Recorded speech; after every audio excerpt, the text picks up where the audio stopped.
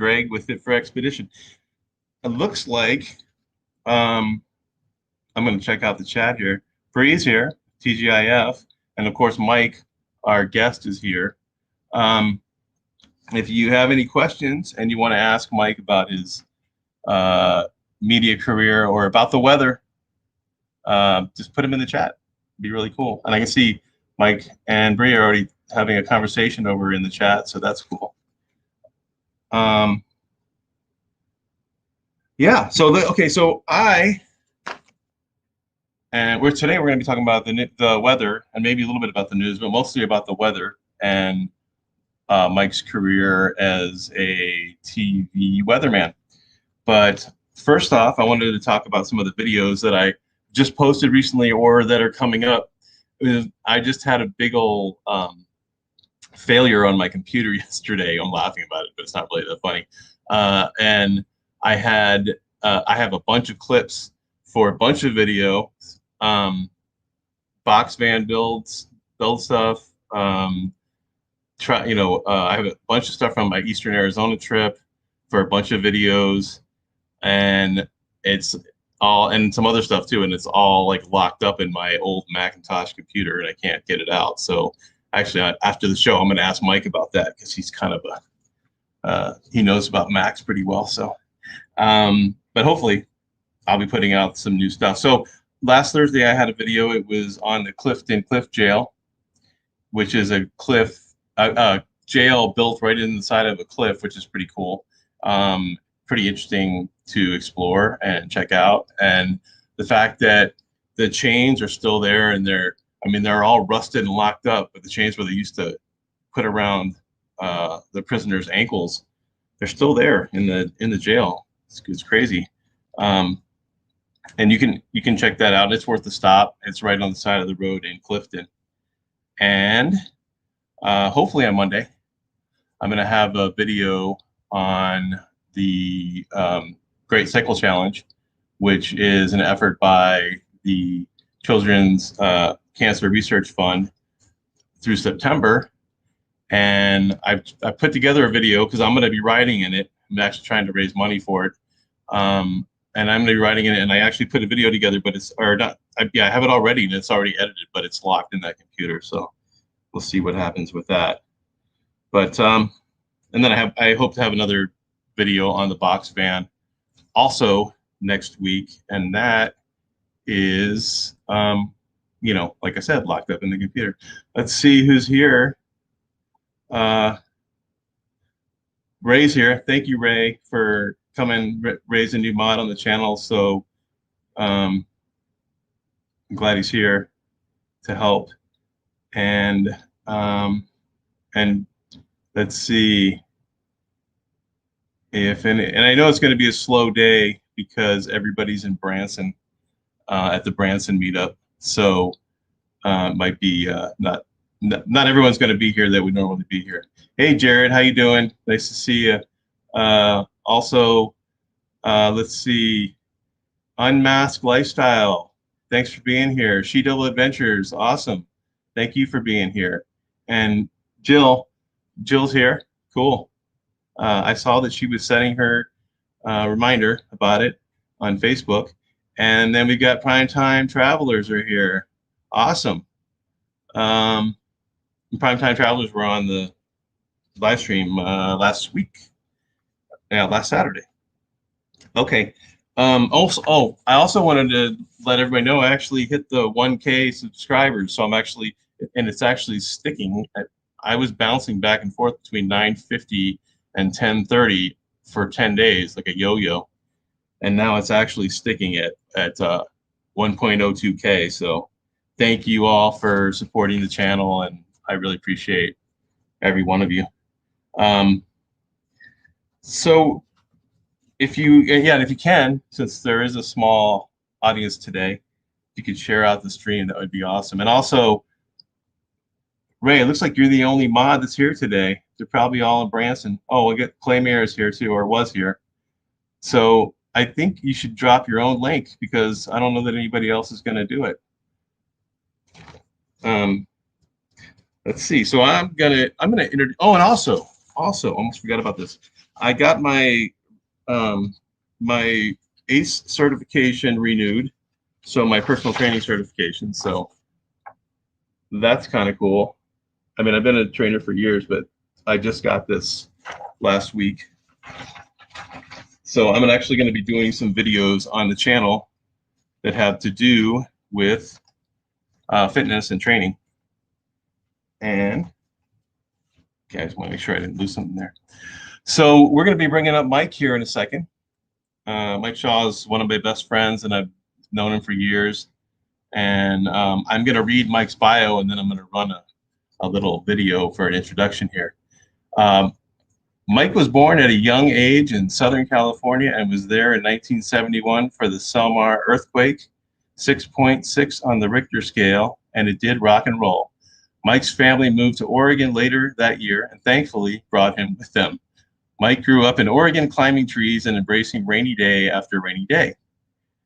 When Mike was 21, he moved to Roswell, New Mexico to start his broadcasting career.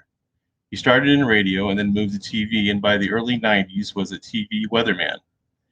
In 1994, Mike accepted a job in Lubbock, Texas, and was the goofy morning show weather guy for 6 years, and then a less goofy news anchor for 2 more.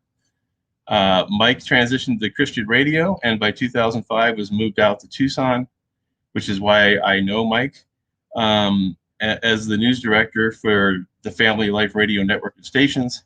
Mike is now back in Lubbock. He has a couple of grown children and 7 grandkids, and I didn't know that. Okay, I'm going to run this video to introduce him. Okay, I'm walking to the edge here. They're asking me to do that. This is pretty scary. I'm taking a deep breath. Here we go. 2, 1. Oh, whoa! Jeez! Woo! Okay, David and Kathy. Now back to you in the studio. Woo! That was great. That was great. Congratulations, Mike. Good job. He looks like he's okay. I think so. I think good. so. Oh, gosh. And You're coming next. up next in sport. No way. No way. Vic will have thoughts from the A's and the Jays prior to tonight's game. Plus highlights from Game 2 of the National League Championship Series right after this. Mike, you're It makes me laugh. It makes me laugh every time I see it. That was such an it was such an adrenaline rush. I was laughing the rest of the week, really, but the rest of that day, I just random outbursts of laughter after doing that. That was the scariest thing I've ever done. The fact that you were able to maintain composure when you hit the bottom, still read your line. Yeah. The thing they said, Mike, whatever you do, don't cuss. And so the whole time I'm like, don't cuss. Yeah, but you don't.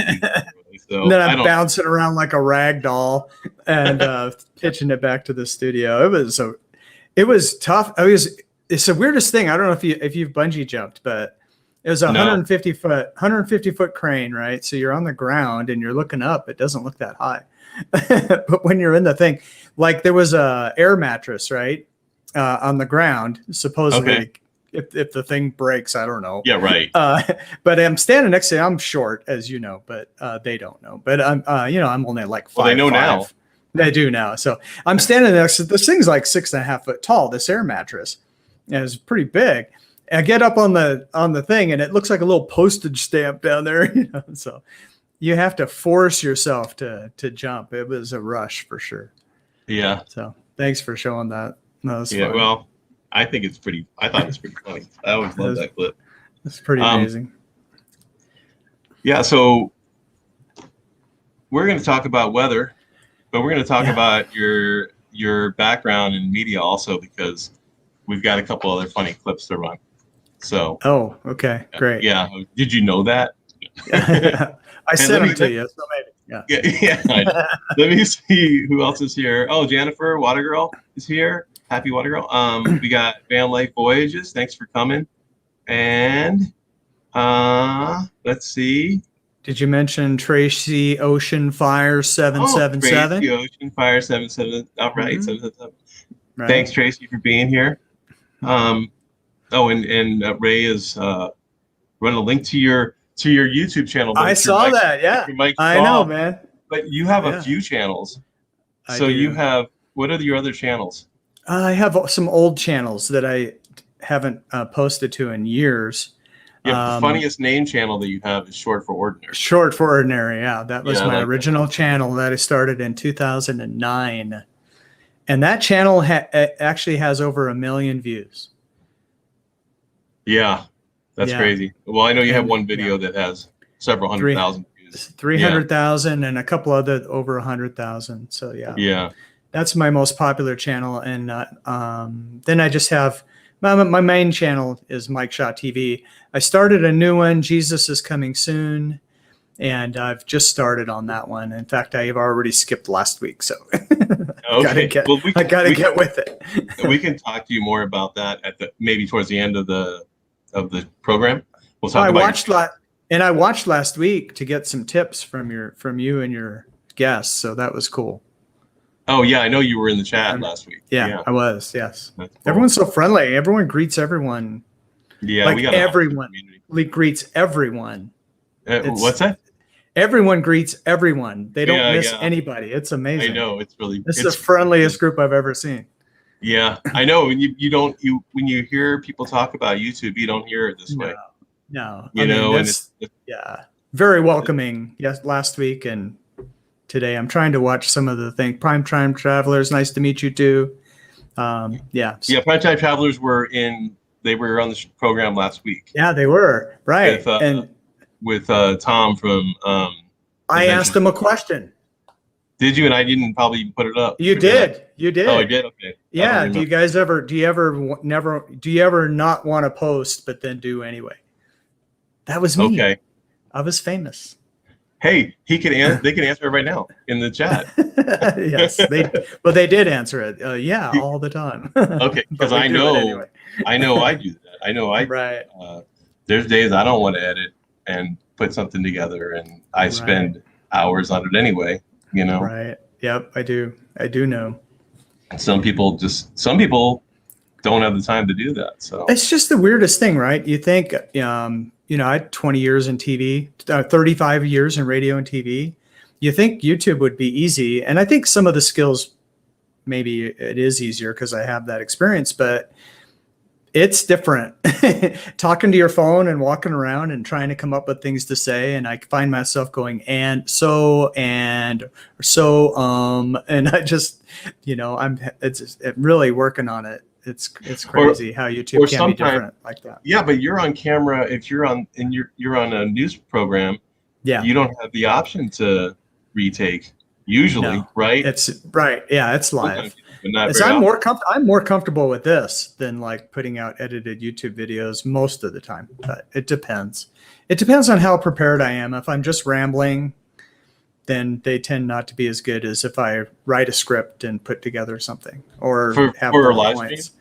Stream? Not for a live stream. Live streams actually are kind of my strength, but if I'm doing like just a video, walking in the park, talking about random stuff, that's harder for me. That I'm trying to get better at. Yeah. And sometimes something happens when you're filming and you don't want to miss it, but you actually messed up what you were saying. Yeah. You have to use it anyway. You know what I mean? It's like you have to balance it. Is it more important to get the whatever the event that happened, or is it more important to get your line right? Yeah, and the other thing is, it's I learned this a long time ago from being on TV. Is it's never as good as you think. It's like, oh man, I just had the best show, and then you watch it later, and it's like, I don't know, and it's never as bad as you think. It's like, oh man, that was terrible, and then you watch, it's like, oh, it actually wasn't that bad. So, just keep that in mind. Yeah, YouTube has actually built my confidence because you put something together and you feel like it's garbage, and then you're like, but I got to put something up because I haven't put anything up this week, So you put it on, and then you watch it, and you're like, that's actually okay. That's actually pretty good. Exactly right. And I'm glad I caught that moment, and I stumbled because of it, but it worked out fine. You got to put it in. Yeah. Anyway, enough rambling about that. What's going on, man? It's all about rambling. How you been? Have I been? Yeah, I like your certification thing. Here we are at the bump you up. Yeah, you know what? I'm gonna start doing some of my live streams from in the gym, I think. That's a great idea. Yeah, and not really necessarily the training, but just moving around and talking Mm-hmm. from different parts of the gym or something. Yeah, because some of us girly men need that help. Yeah, I was thinking about doing some videos where I talk about, yes, you can use this machine or you can use these dumbbells or whatever, but you can also pick up a can of soup and you might have to curl it 50 times instead of 12. But you know what I mean? A gallon of milk, that's a gallon of milk, 8.5 pounds. Yeah, 8.5 pounds, right? Yep. Depends on what you put in it. If you fill it with gold, it's like 1,000 pounds. But there's always a rock around. That's right. I mean, that's you can just pick up a rock and then switch hands, and you get the same weight on both sides. You know. Exactly. So, well, okay. Let me ask you. Let's get into your career in media. How did you get into your career in media? Reality says don't call Mike a dumbbell, by the way. But anyway, wait. Oh, okay. Right. That was pretty funny. Thanks for being here too. That's pretty funny. So, okay. So since junior high, I wanted to be a disc jockey and a weatherman.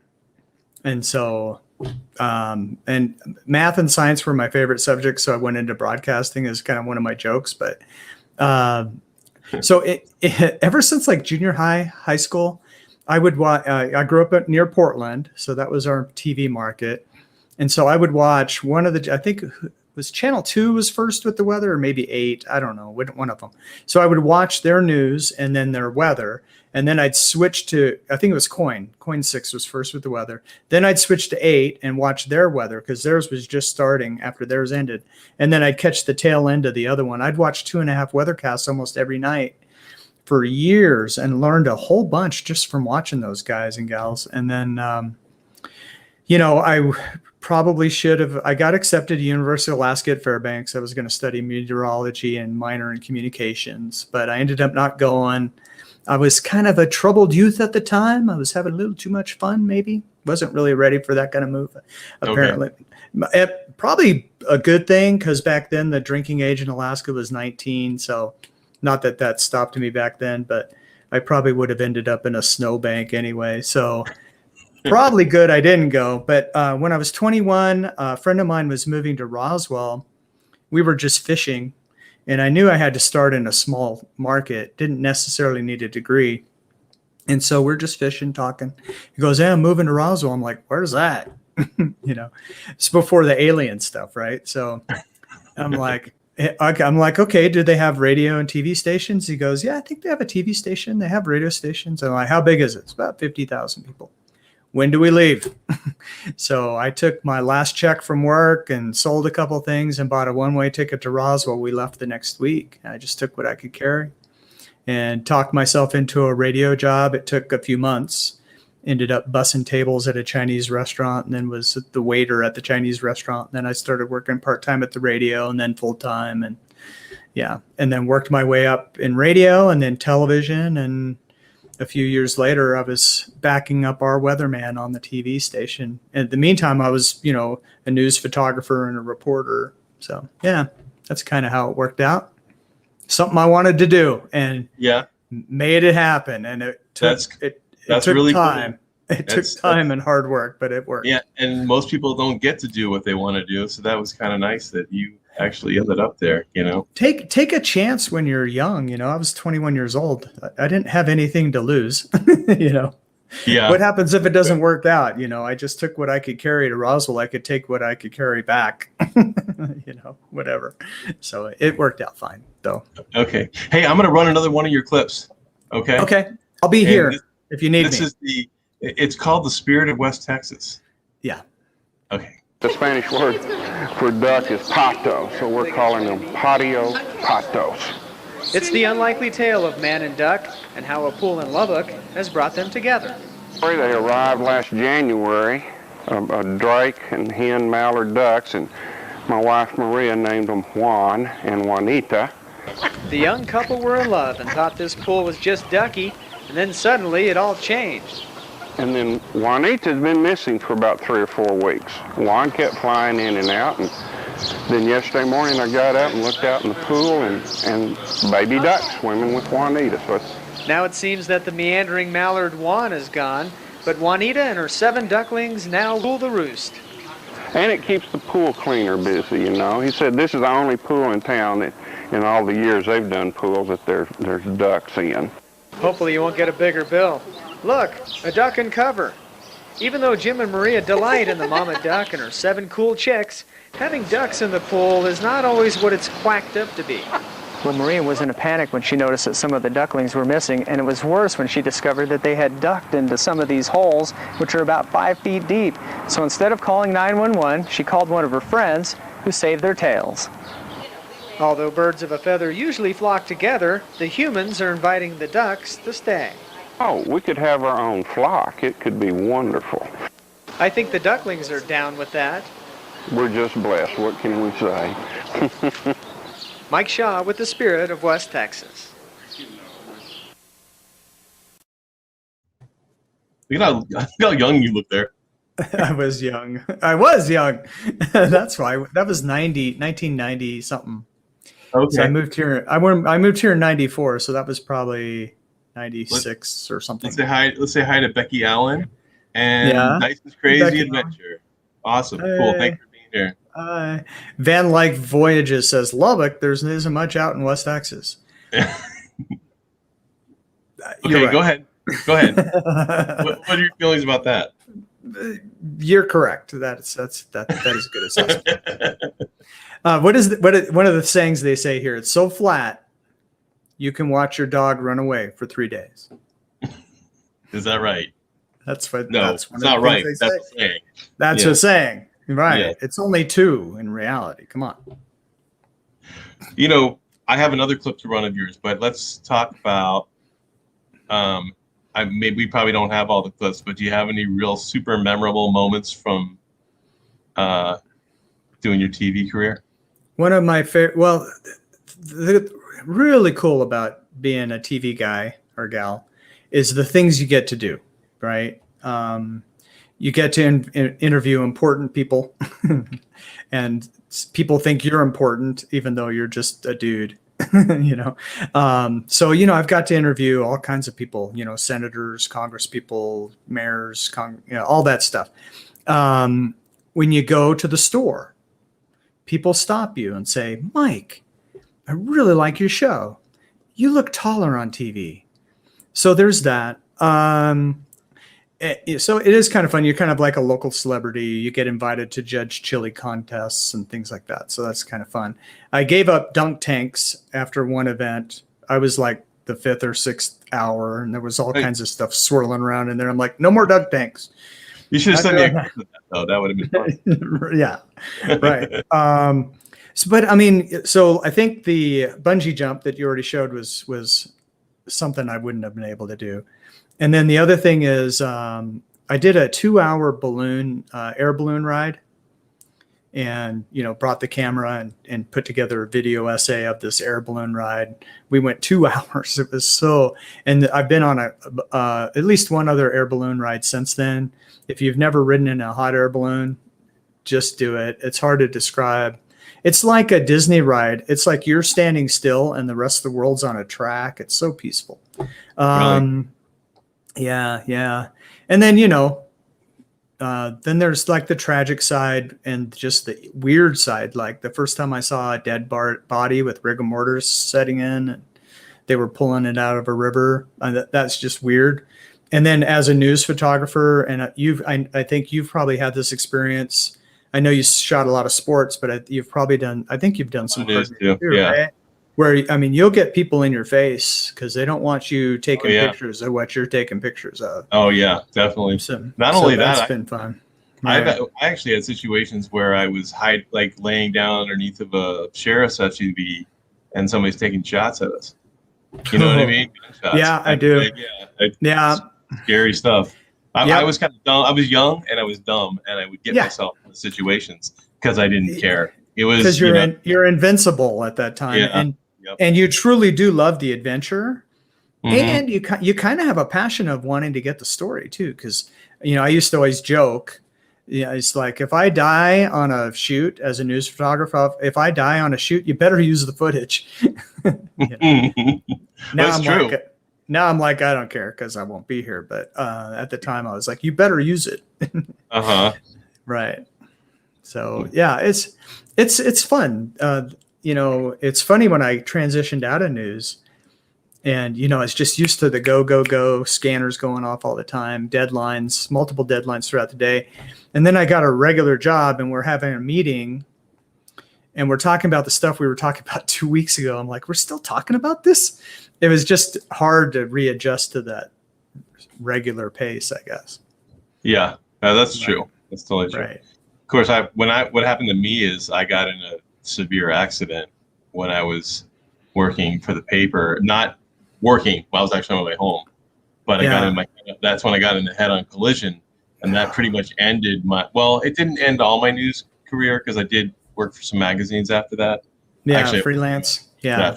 But Right. on my own case, I wasn't having to run all day long and, scale windows and all the kinds of stuff. Right. Yes. All the kinds of stuff that you love to do. You should probably admit too. Right. Oh, absolutely. Yes, absolutely. But the cool thing about you, Greg, and why we all love you so much is like, I don't know that I know too many people. I know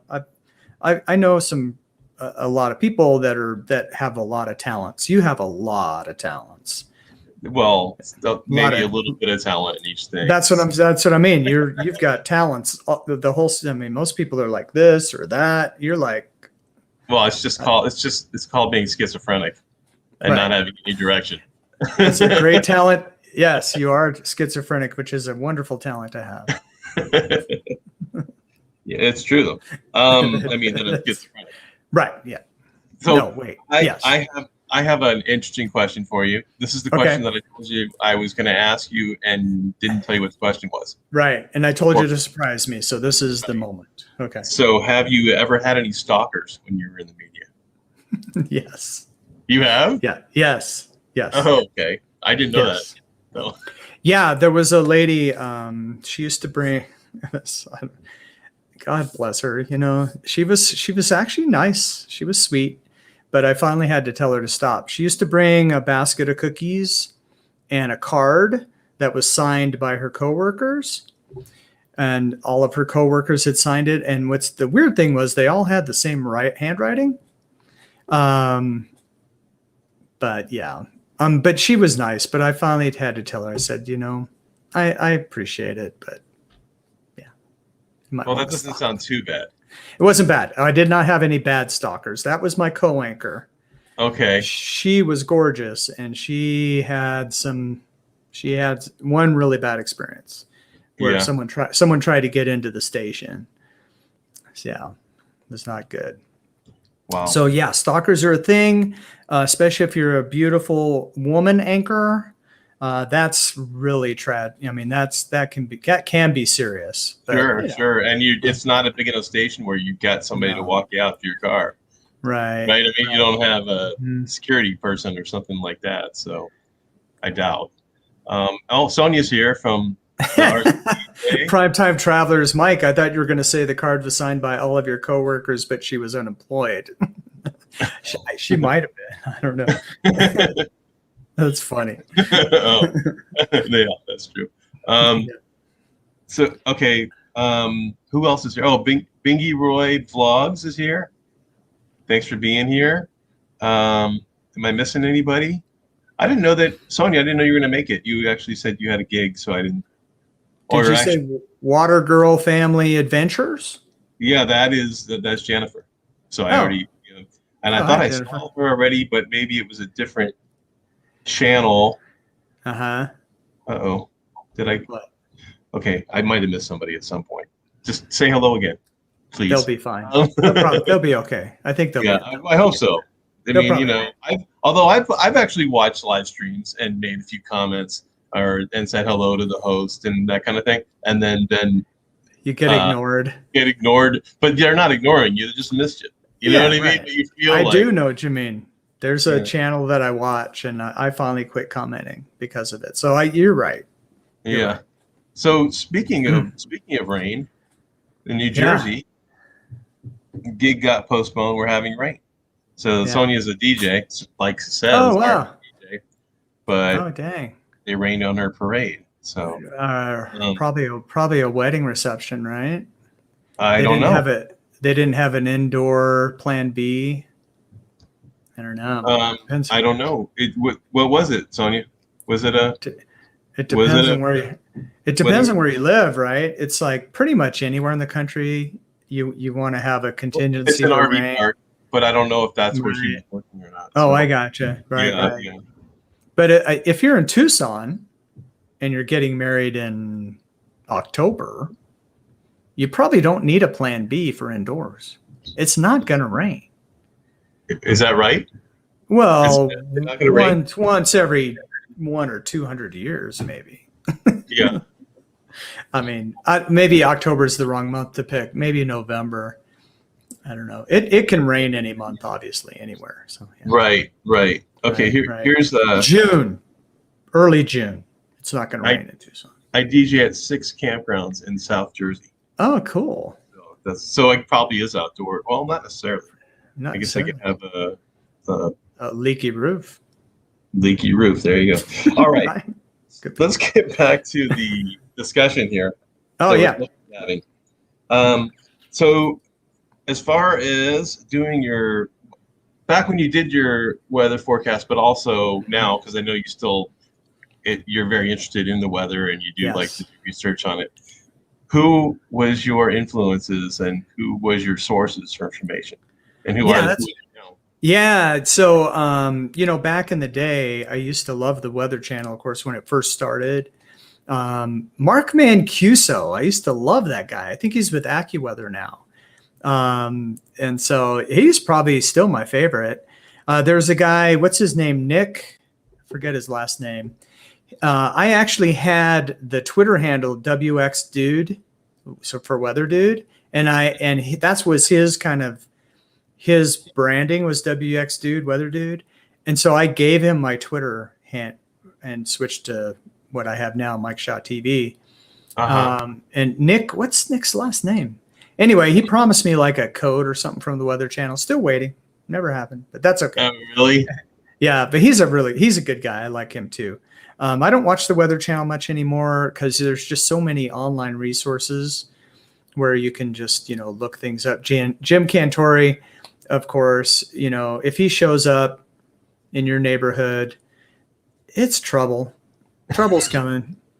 Oh no, Jim Cantori's in town. We better stock up on bread and milk. Yeah. Yes. Yeah. And not plywood. It's too expensive. It'd be cheaper just to leave your house. That's right. Yes. Wait till the storm passes to pick up other people's plywood. Oh, there you go. That's a good idea. That's a good idea. Slam dunk. Yeah. You know what? I'm going to play another clip because I haven't. Okay. It's going to take me a second. Because you have one. Because I have one. It's going to take me a second to get to it. I know what this is. Do you? I remember. Set it up. Yeah. So back in the day, Adrian and I were actually we were doing the noon show here in Lubbock, Texas. This is from 1999. And at the end of the year, we got sort of a memo. They were collecting bloopers for some of the national shows, and if we had any. So we submitted a few bloopers, and this is one that actually made it national. And my sister saw it in Oregon even. It was kind of a fun moment. Let's watch. Oh. Yeah, let me see. You left me Well, there may be proof that you don't need to smell good to have good friends. Well, I'm living proof of that. Exactly. All right, the proof is an advocacy. That's not very nice. You went there first. No matter how professional a news team is, sometimes a story just stinks. The proof is an advocacy group for one of the smelliest creatures on Earth. It's called SKUNKS. Skunks are the Society for a Kind Understanding for Not Killing Skunks. I apologize for some of the video that apparently offended Adrian. Are you okay? Yes. You just didn't expect that, did you? No. No. But that's life in the skunk world. Are you going to be able to go on? No, she's not. I'll handle it for her. You just stay right there. The volume's really low on that. Yeah. So, yep. So we made national television with our little blooper there. It was a pretty hilarious moment, though. And Adrian and I were a good team. We had a lot of fun. I was actually in her wedding years later. Really nice. Have Yeah. Have you ever been on air like that when you started laughing and couldn't stop laughing when you No. couldn't do? No, you haven't. No. No. You're just Not a that pure bad. professional. Yes, the pure profession. Correct. Yeah. No, that I haven't had that. So, I've actually learned how to not sneeze. So that's How to not. I'm like behind the camera and they're interviewing the mayor or something, and you have to sneeze, and you just learn to not sneeze. You don't put your finger up there, or So, yeah, sometimes that helps. Yeah, that does help. yeah, But yeah. instead of sneezing, you take a quick breath in. That usually helps. I don't know. Yeah, trade secret. Probably shouldn't give it away. That's a trade secret. Yes. Okay. Yeah, Louisiana is in trouble. Primetime travelers are right. Do pray for Louisiana. They're talking top winds 140, maybe 150 miles an hour. Storm surge could get anywhere from, in the worst places, 11, 15 feet maybe. And really, New Orleans is on the right-hand side of that hurricane, so it's going to be rough for them. And we may have some problems with some of their levees too. So this is going to be a big hurricane that's coming. Ida is strengthening rapidly. So that is a good point, primetime travelers. You are not wrong. Yeah. So you think it's going to be more severe than Katrina? No. Well, so it's interesting. Katrina was a Category 5 hurricane and then weakened as it came on shore. And so the winds weren't as strong because it dropped down to a 3, I believe, by the time it hit. But the storm surge was still massive because when it was a Category 5, it had built up all that water. And even though it had weakened just before it hit, it still carried a lot of that water with it. So it had, Category almost 5 storm surge, even though Category 3 winds. So Katrina was kind of opposite. This is going to be, right now we're, I think, Category 2 last time I looked. Storm, maybe 1 or 2, but it's entering into some very warm waters, and it should really explode in the next 24 hours. So it's going to be strengthening as it makes landfall. So the winds are going to be a bigger problem with Ida than with Katrina, but Katrina had that storm surge, and I don't know if Ida is going to match that. But it's not going to be fun for anyone in Katrina's path, and this is going to remain tropical storm all the way into Mississippi. So even when it hits land and starts to weaken, it's going to be a hurricane still in Baton Rouge. And then as it gets into Mississippi, it's going to be a tropical storm still in Jackson, Mississippi, perhaps even further north than that. So, and tons of rain. Mississippi had some big floods earlier this summer too. So they're going to probably have round 2 of that. So it's not going to be fun. I wanted to say hi to Naj. Naj is here. Hey, Thanks Naj. for being here. Okay, let me ask you another couple of questions here. Okay. This is the one we talked about beforehand. So why are so-called weather professionals not always reliable? So-called weather professionals. So-called. Yeah, I have an answer for that. I have the joke answer and then the real answer. So okay, and this is something I came up with years ago because I recognized that I was doing it. What I like to call weather weasel words. And your weather weasel words are, well, it looks like, it could, it might, if this, then that, scattered. And so what you do is you use your weather weasel words in your forecast so that when you show up the next day, even if you were wrong, really, were you wrong? Because you said it might or could, or if this, then that. But anyway, so that's kind of my joke answer. It's one of the things that attracted me to weather and still I love about weather is that it's an inexact science. And it probably always will be. You cannot accurately measure the temperature and water content and of every square centimeter, every cubic centimeter of the atmosphere. You just can't do it. And so you're always going to have missing data. You're always going to have, you're always not going to know. I grew up in Oregon.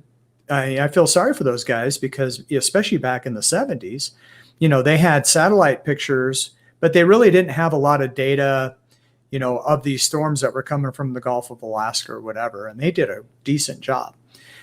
These days, you've got more buoys, you've got more measurements, you've got better satellites, better resolution, better computer models. Weasel words, yes. That's waiting for you to notice.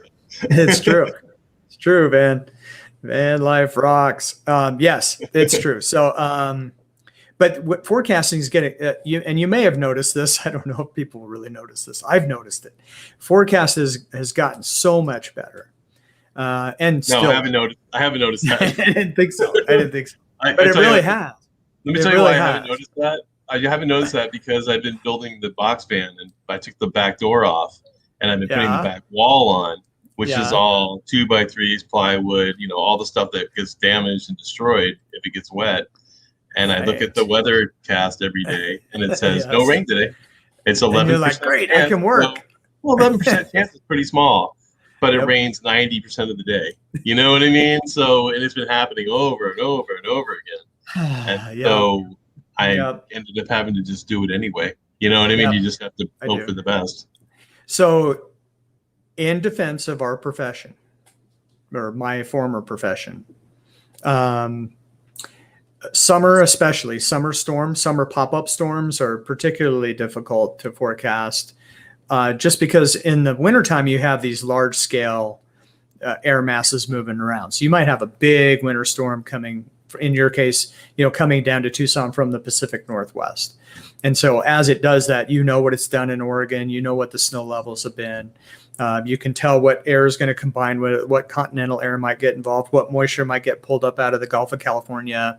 And so you have a really, you have these bigger storms that are easier to predict timing and what's going to happen with them. In the summer, you've got the monsoon moisture, and you may not have any large scale triggers to cause the storms to pop up. So you have the mountains always, the orographic lift, which just means, when the air runs into the mountains, it has nowhere to go but up.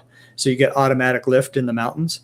So you're going to have that. And if you know the steering flow, that might help you predict where there's a better chance for storms to come into Tanque Verde Valley off of the Santa Catalinas.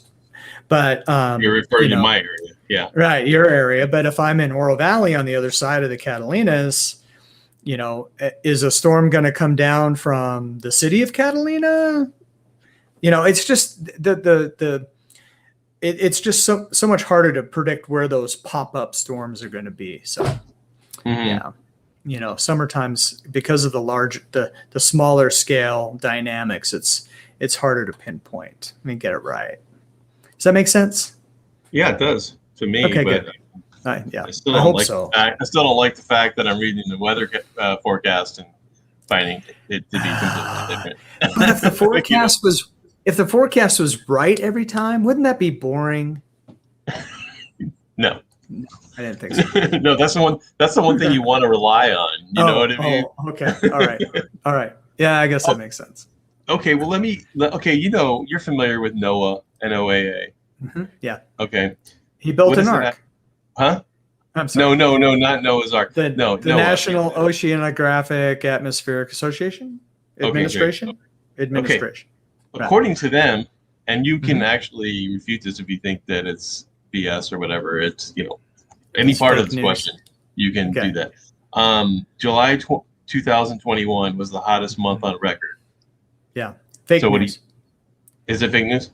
Well, I think so. I just guessed that you might say that. I didn't know. Yeah, I think so. There's a couple problems that I have, and there's two ways to measure the temperature, right? So there's the surface observations, which is what they're going by, and those readings have been around depending on the station. Some of them have been around. The records in Tucson have been since 1865, I think. And some places have had weather stations up for 10 years. They're brand new. You have Phoenix is a classic example of this, but any big town. As the urban sprawl happens, you've got more concrete, more blacktop. You've got the urban heat island effect. Also watering all kinds of plants and grass, and so that pushes the temperatures up. And most of the older readings are at the airport. And so as the cities build up around the airport, those temperatures go up from the heat island effect. So I'm not saying it wasn't warmer than average, but we'll get into what average means here in just a second. But for the same year, for the same month, the satellite readings, so you can read the temperature from the satellites, we actually had fallen from higher temperatures a few years earlier, and had fallen even further from years before that. So the satellite temperatures, while still above average, have only been keeping satellite temperature records for 25 years. So above average, but not the hottest by any means. So it depends on how you slice it, So I personally, based on that, I don't believe it was the hottest month ever. No. Like, what is the criteria? That's kind of what we're talking about. What is being based?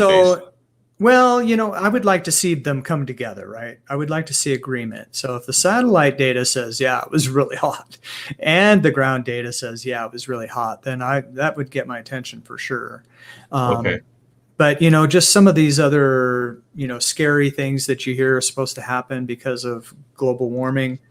And I'm not saying I don't believe that we're having some effect. Obviously, I just talked about the heat island effect, for example. But is it, it's always 10 years from now, it's going to be a disaster. That started on Earth Day in 1970. They were talking about we only had 10 more years to fix it. It's always 10 more years to fix it. And 20 years ago, Al Gore was saying we only have 10 more years to fix it. Yeah. So that part bothers me. We've always had extreme weather. That's why when they say global warming causes extreme weather, it's like we've always had extreme weather.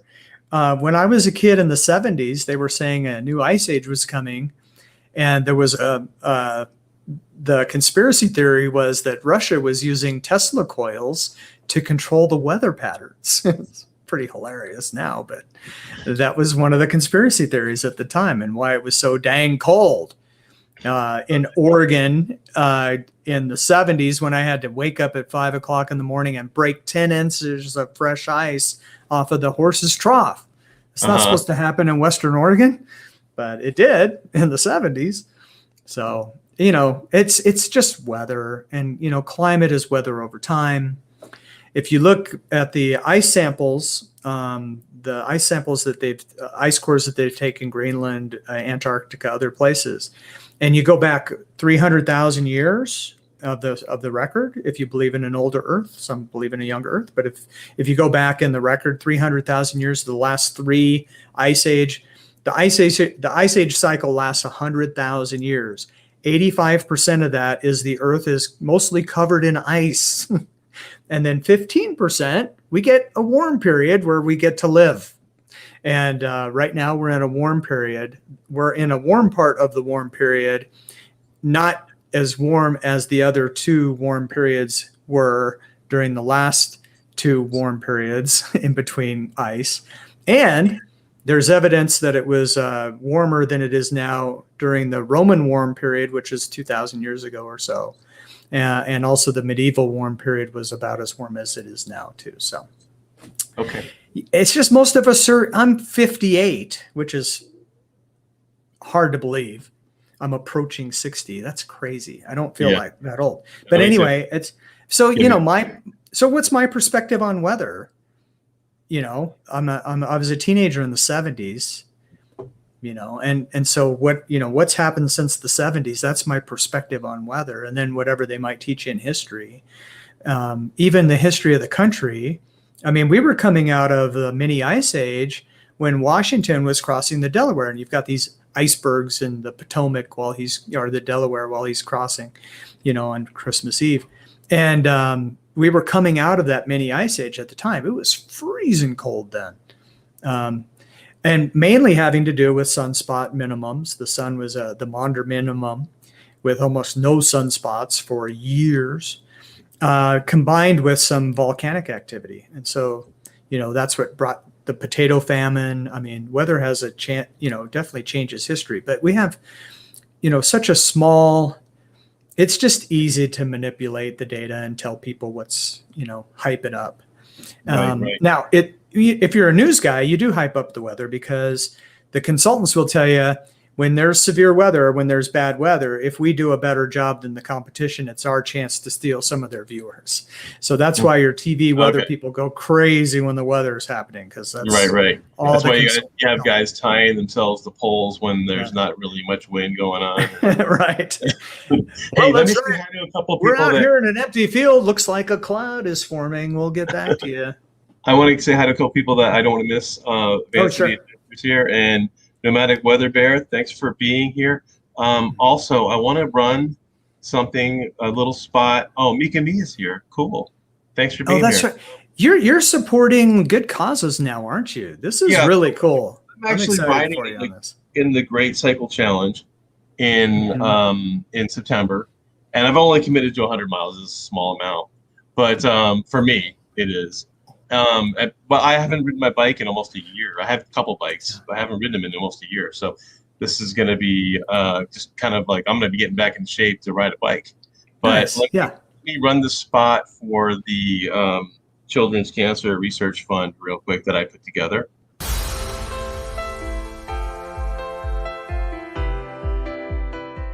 Hey guys, today on Fit for Expedition, I want to tell you about an organization that is working to end children's cancer and how you can help.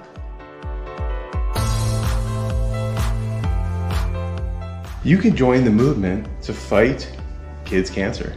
And the way you can do that is by either riding in the Great Cycle Challenge in September and raising money that way, or you can just help out by giving some money, donating some money to somebody in somebody's name who is riding.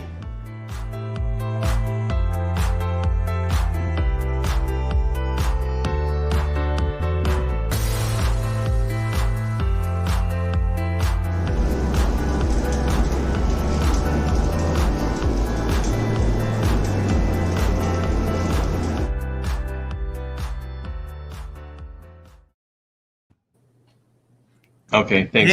And we're back. We're back. Okay. And we're back. And we are back. Okay, that's awesome, dude. That's really good. Thank you.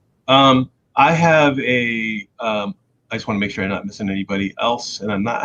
I think I actually might have caught everybody. Now my problem is I notice people and I say hello. Nomadic Weather Bear. Did you say? Yeah, I said hi. But and I think I actually had his statement up on the screen a minute ago. But my problem is I see people and I say hello, but I don't. A lot of times I miss what they're actually saying. Oh, of course, yeah. Well, I have my iPad. Hey, look, we're beside ourselves. Yeah. Okay. We're getting down to the end here, so there's only about 5 minutes left, and I'm gonna hit you with the one that takes an hour to answer. Okay. Okay. Crunch time. Okay. So we've had some serious weather anomalies in the past year. So we've had the snowstorms in Texas. And I'm going to try and not just talk about national, because I know we do have people here from all over the world. So I'm going to try and hit some just, main things around the world. Also some massive snowfall in Spain, Madrid this year. Floods in the UK, West Germany, China, and New York. Cyclones in Fiji and Indonesia. Correct. Record heat wave in Moscow. Right. Massive dust storms in China, and then of course the heat wave in southern Canada and the Pacific Northwest, which I guess are pretty close together. I guess that's probably why. Same high pressure. But then we've got these torrential rains here, and it's not really that bad, but it's pretty bad, pretty heavy monsoons, and we're only a couple hundred miles, maybe 300 miles from the area we're talking about. That's super dry in California. Yes. And it's like, so just what in the world's going on? What in the world's going on?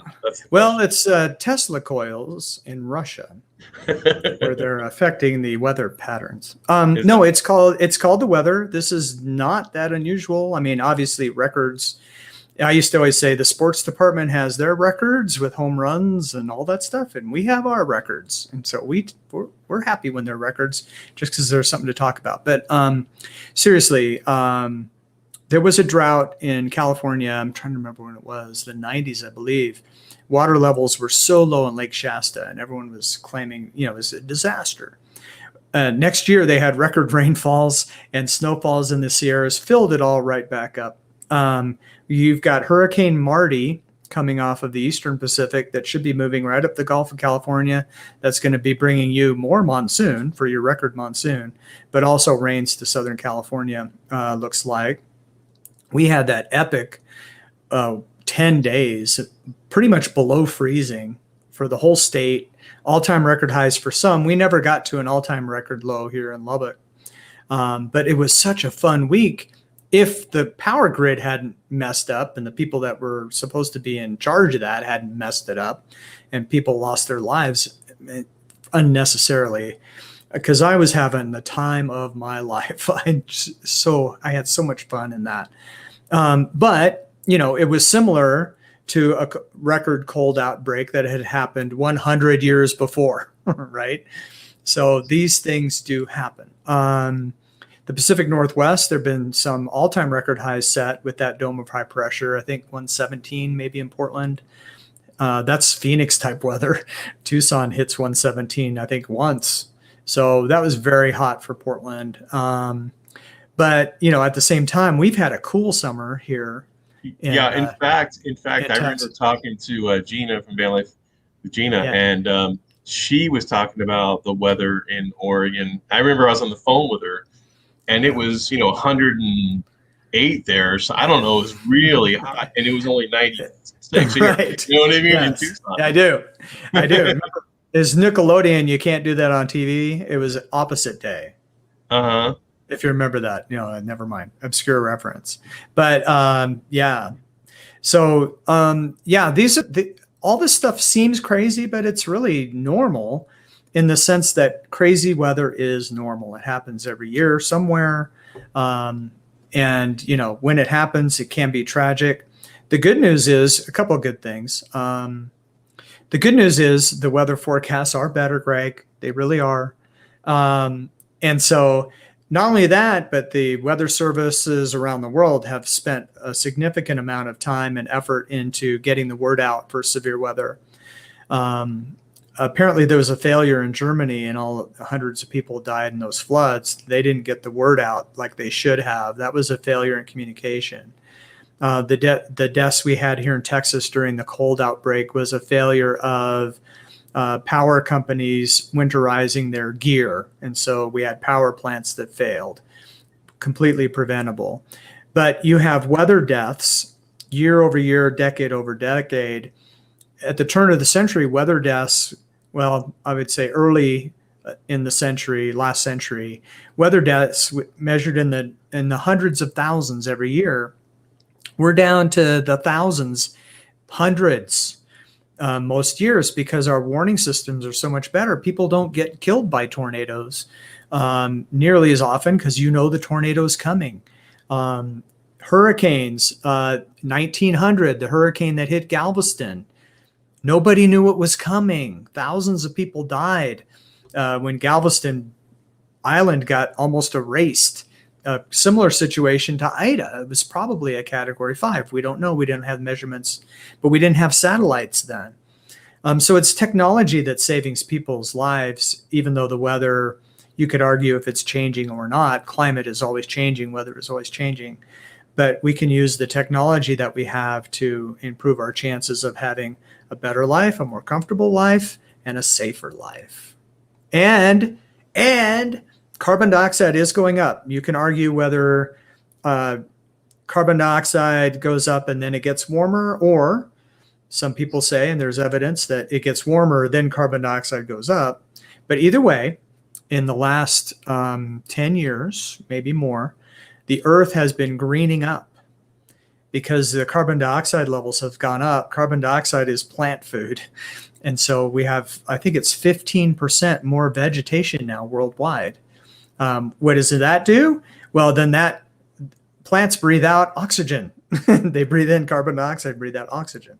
So there's, the Earth has its own systems in place to help compensate for this stuff too. Yeah, you would be amazed at the way the mountains look here in Tucson right now. Yes. Because they're always brown. It's always brown and gray, and now it's all green, all the way from the top to the bottom. It's just gorgeous. Great.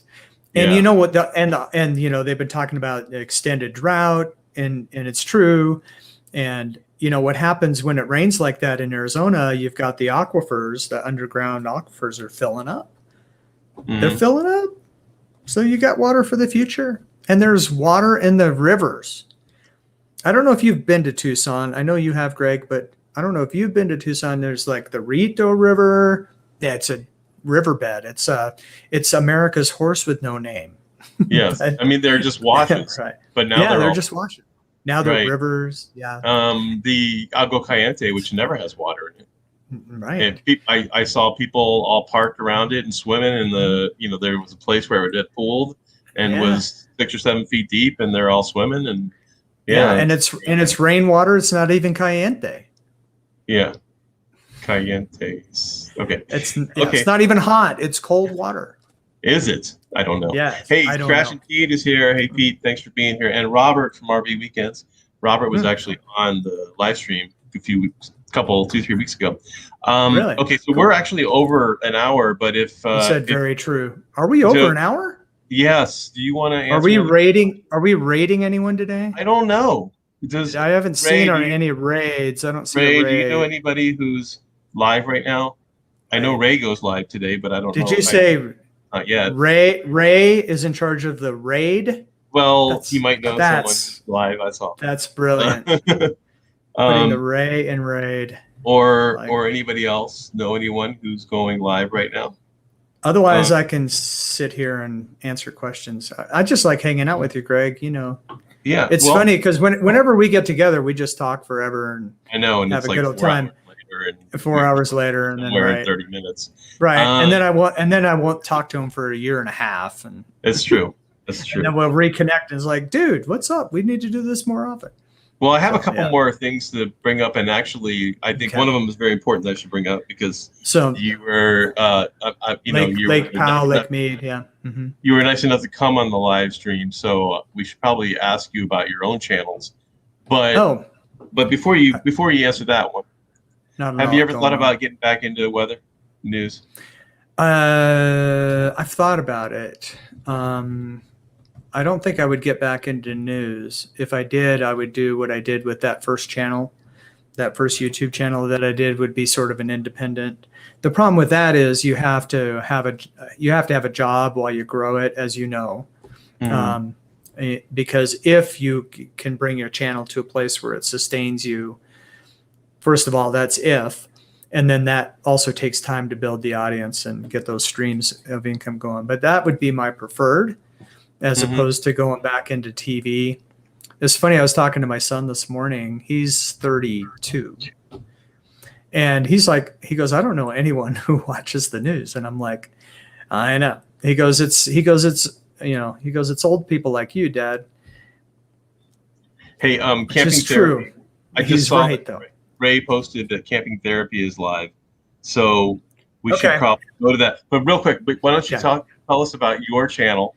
And then I'm going to have you back so we can talk more about your channel again. Yeah, sure. So I goof off at youtube.com/Mike Shaw TV. I haven't posted there in quite a while, but if you want to see an old man sprint, that's my last video. I used to be a sprinter in high school, so stupid. Anyway, and then I just started Jesus is Coming Soon, although that will not lead you to it. But if you go to jesusiscomingsoon.org, that's what, I got that URL a long time ago. It's a long story, but it's a pretty cool URL to own. And so I post my videos there, and that'll lead you to the YouTube channel if you're interested. I missed last week, so I've got to actually shot a video yesterday. I have to edit today and tomorrow. Okay. Oh, there's a question. What about the water levels of Lake Powell, Lake Mead? We didn't talk about that. Well, okay. You want to go back up there? Well, it's Van Life rocks for both questions. So, okay. We'll here get it one is. more in there for the trifecta. Paul Lind for the circle square, center square for the block. So Lake Mead and Lake Powell, you're not wrong. Van Life rocks. That's Ray. his name, right? Ray? Ray. Oh, hey, yeah. Ray. That's what I So was yes, you're right, Ray. I think this was the year where we got right to the edge. If the levels drop enough, then the feds step in and declare a water emergency, which then kicks in all kinds of new kinds of water rationing for the Southwest states. So we don't want that to happen. And we got very close this year. I think we're still very close. But if we continue having this monsoon, even if you got more rain in Tucson and Phoenix, that still fills the aquifers, takes the load off of the lakes. Oh, okay. And so it all helps. And then if you can get more rain and snow up into the Colorado mountains, that is very beneficial. So you're not wrong about that, Ray. We're hoping that it was funny. We got very close a couple years ago too, and then we had record snowfall in the mountains of Colorado, and just kept it at bay for another couple of years. So yes, that's my answer on that one. Here's the other part. The other. Yeah, that's a great question. So I use my local, a couple of local TV stations. I use their weather app, their news and weather. And the main reason for that is if there's severe storms, and we get big hail here in Lubbock, and occasionally there was a tornado that killed 50 people in 1971. It was a category 5, I believe. I mean, a F5. And so I use the local stations just to make sure that I get the warnings. And alerted, we've got this one guy, I like to call him Run for the Hills Ron, is one of his nicknames. And so whenever there's severe weather out, he gets on Facebook Live. And I just love watching it because he's showing the radar and tracking everything and stuff. So I use the local ones. I do have WeatherBug on there. I kind of like their radar. Some other things about the WeatherBug annoys me. Dark Skies I had for a time when I had Android. Apple bought Dark Skies and haven't done anything with it, but I have an iPhone now, so if they reintroduce that, I might go back to Dark Skies. It was really cool because it would tell you, it's going to rain in 5.5 minutes, and it would. So it had some pretty cool features. So that's kind of my answer there. Use the local. Support your local TV. Yeah, I haven't watched local TV in years. I told you, I was talking to my son this morning. He goes, I don't know anyone who watches the news. He goes, maybe the local news. Way of watching it. So I don't even have a way to watch local news. I mean, local TV. So. Oh, it's annoying there because here it's so flat you can watch your dog run away for 3 days. But also your HD antenna is going to work here. I was blocked by the mountains in Oro Valley. I couldn't get an HD signal, so you have to pay for cable, which is annoying. Okay, well, I think we're going to go ahead and we're going to do a raid on yes, to camping therapy. Yes, and I'm on the wrong one here. Look out, camping therapy! Here we come. Yeah, they can't hear us, can they? No, they can't. We're I'm trying to find there we go. Okay, so we're going to go here. And thanks for being here. And I'll hope to see you all next week. And you too, Mike. Yeah, it was fun hanging out. And I'll definitely see you in the chat. Okay. Week. I don't know about next week. I'll come and go. Okay, cool. Thanks for being here. Yeah. Thanks, man.